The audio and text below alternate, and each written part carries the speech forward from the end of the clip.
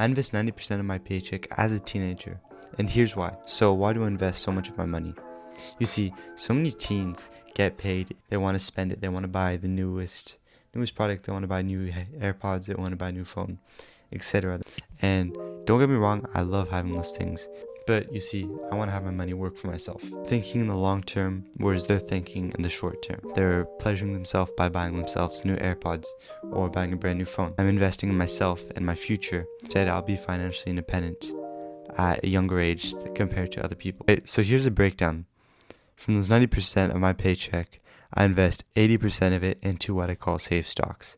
So those safe stocks are stocks that have been proven to always go up over the long term, like the S&P 500 or something like that. And then I'll buy other stuff like stocks that I'm interested in, maybe like Microsoft or Tesla. And then with the other 20%, I like to be a bit more risky and invest in things like Bitcoin, or right now this big one, XRP. I know that with that money, if I lose it, it's my fault. It's fine, it's gone, but I can't really care. Of course, I acknowledge the risk with those ones, but think about the potential that it does have and the returns that it can offer.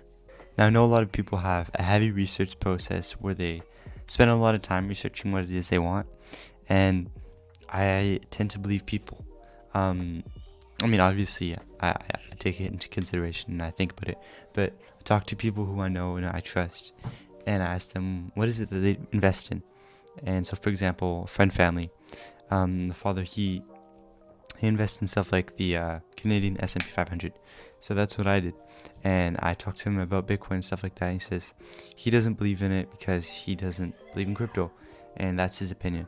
So that's fine. But for me, I wanted to learn about it, which is why I figured the best way to learn about it is to just do it and see what happens, right? Other times, I'll read a book like The Intelligent Investor. I'll go through articles or I'll watch YouTube videos just explaining, or even podcasts. I love listening to podcasts. And I think it's a great tool. When I'm walking to school, if I have an extra minute, I'll just pop an earbud in and I listen to a podcast. It's very important to know and to trust yourself before you make a decision. You have to be able to realize that, you're putting your money in, which is your time, your effort, a lot of hard work. Be wise and just remind yourself every day that it could disappear. And if it does, you have to accept it and just move on. And one more thing is that when you start young, or starting in general, it gives you an edge over everyone who just waiting for the right moment, because guys, the right moment's now. It's never been better. You can't start yesterday, you can't start a week ago, but you can start now. So do what you can in your power to start now. Guys, I heavily encourage you guys to invest. It doesn't have to be a lot, it could just be a bit. It's for the fun. It's also a fun and amusing thing to see.